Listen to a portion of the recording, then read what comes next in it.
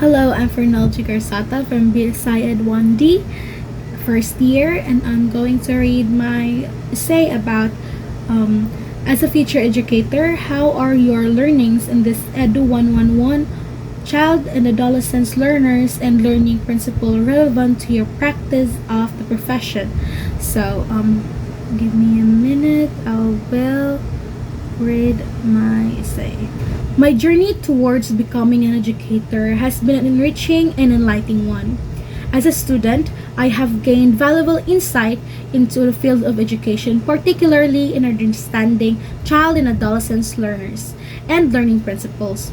These learning experiences have equipped me with the necessary knowledge and skills to effectively practice my profession in the future.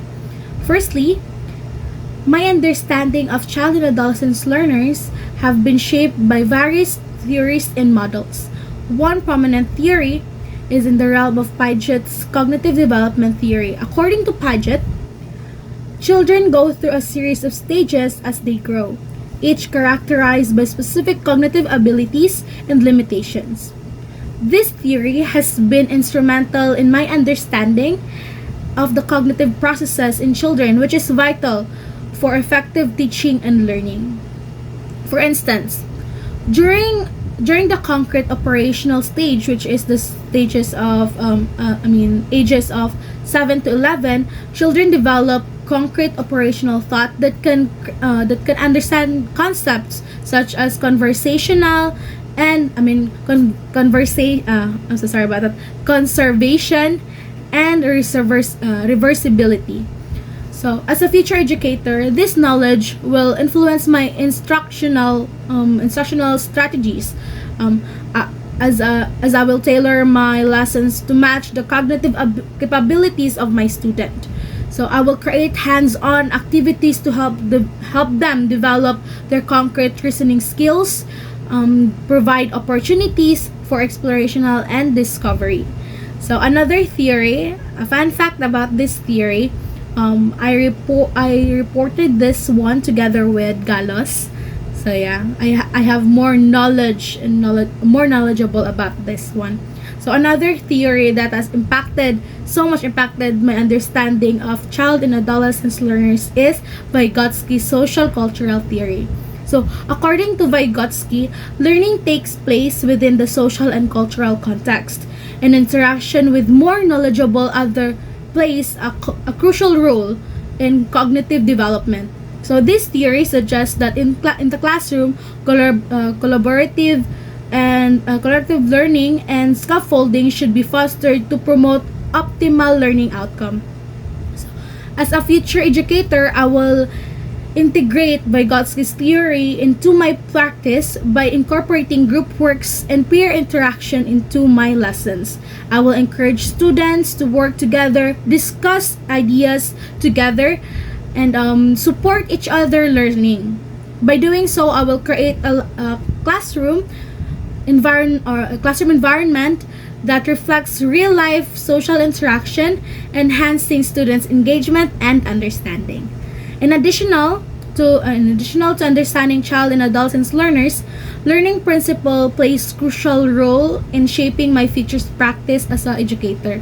One learning principle that resonates with me is the constructive approach, which emphasizes active engagement in the learning process. According to constructivism, learners construct knowledge through their interaction with the environment and their prior knowledge. This is by Brunner in 1960. So, this principle aligns with my belief that learning should be student-centered and hands-on. I intend to create a classroom environment where students actively participate in their learning and take ownership with their educational journey. By improving opportunities for exploration, problem solving, and critical thinking, I can foster a love for learning and enable students to construct knowledge on their own. So yeah. So furthermore, the principle of differentiated construction has been influential in shaping my understanding of effective teaching practices. Differentiated instruction posits the student have diverse learning needs, and instruction should be tailored to accommodate these differences. This principle calls for the recognition and consideration of students' varied background and learning styles and abilities. So, as a future educator, I recognize the importance of differentiating my instruction to meet the diverse needs of my student. I will employ various instructional techniques such as flexible grouping, varied assessment, and individualized support to ensure that each student maximizes their learning potential. So, in conclusion, my learning in child adolescent learners and learning principle have been tremendously relevant to my future practice as an educator. The theories and principles I have encountered have provided me such solid foundation for understanding how children learn and the best practice for facilitating their learning. By incorporating this theory and principles, my teaching, I aim to create a dynamic and inclusive learning environment that nurtures the growth and development of my students. So yeah, thank you very much.